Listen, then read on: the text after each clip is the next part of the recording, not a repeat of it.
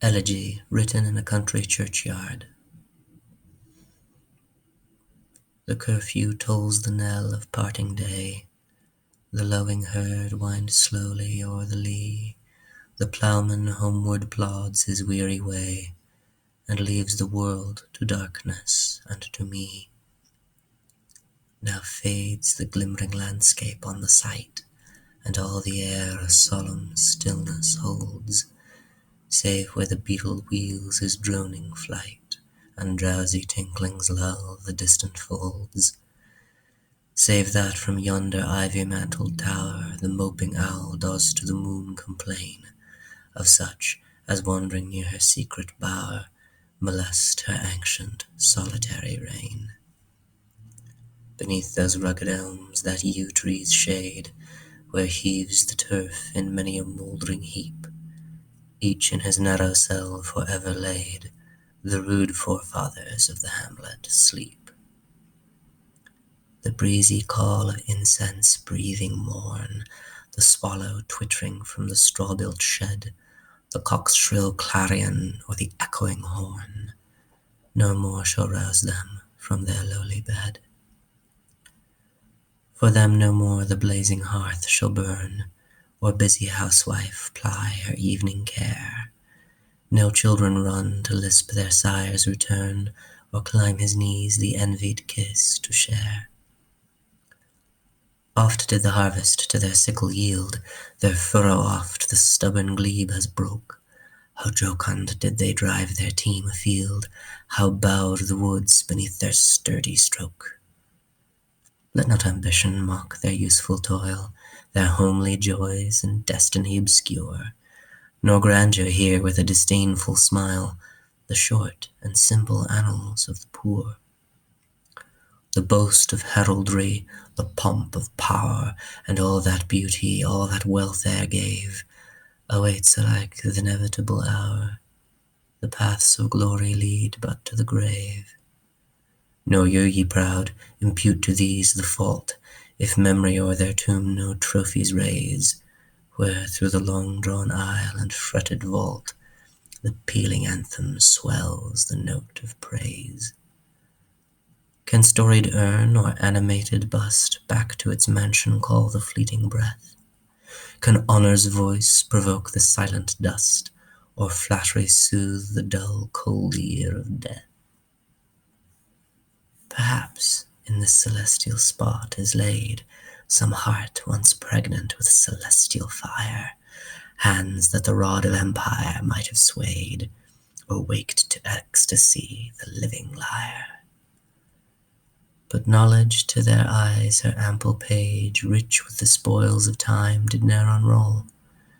Chill penury repressed their noble rage, and froze the genial current of the soul. Full many a gem of purest ray serene the dark unfathomed caves of ocean bear. Full many a flower is born to blush unseen, and waste its sweetness on the desert air. Some village Hampton that with dauntless breast the little tyrant of his fields withstood, some mute inglorious Milton here may rest, some Cromwell guiltless of his country's blood. The applause of listening senates to command, the threats of pain and ruin to despise, to scatter plenty o'er a smiling land, and read their history in a nation's eyes, their lot forbade, nor circumscribed alone their growing virtues, but their crimes confined, forbade to wade through slaughter to a throne, and shut the gates of mercy on mankind, the struggling pangs of conscious truth to hide, to quench the blushes of ingenuous shame, or heap the shrine of luxury and pride with incense kindled at the muses' flame. Far from the madding crowd's ignoble strife, their sober wishes never learned to stray. Along the cool, sequestered vale of life, they kept the noiseless tenor of their way. Yet e'en these bones from insult to protect, some frail memorial still erected nigh, with uncouth rhymes and shapeless sculpture decked, implores the passing tribute of a sigh. Their name, their years, spelt by th' unlettered muse, the place of fame and elegy supply, and many a holy text around she strews, that teach the rustic moralist to die. For who to dumb forgetfulness a prey, this pleasing anxious being ere resigned, left the warm precincts of the cheerful day, nor cast one longing, lingering look behind. On some fond breast the parting soul relies, some pious drops the closing eye requires. Even from the tomb the voice of nature cries, even in our ashes live their wonted fires. For thee, who mindful of thine honoured dead, dost in these lines their artless tale relate, if chance by lonely contemplation led, some kindred spirit shall inquire thy fate.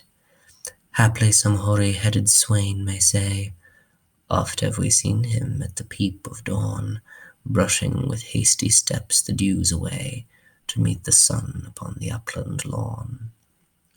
There at the foot of yonder nodding beech, that wreathes its old fantastic roots so high, his listless length at noontide would he stretch, and pore upon the brook that babbles by. Hard by yon wood, now smiling as in scorn, muttering his wayward fancies he would rove, now drooping, woeful wan, like one forlorn, or crazed with care, or crossed in hopeless love. One morn I'd miss him on the customed hill, among the heath and near his favourite tree. Another came, nor yet beside the rill, nor up the lawn, nor at the wood was he. The next with dirges due in sad array, slow through the churchway path we saw him borne. Approach and read, for thou canst read, the lay, graved on the stone beneath yon aged thorn. The Epitaph. Here rests his head upon the lap of earth, a youth to fortune and to fame unknown. Fair science frowned not on his humble birth, and melancholy marked him for her own. Large was his bounty, and his soul sincere, heaven did a recompense as largely send. He gave to misery all he had, a tear. He gained from heaven, 'twas all he wished, a friend. No farther seek his merits to disclose, or draw his frailties from their dread abode. There they alike in trembling hope repose, the bosom of his Father and his God.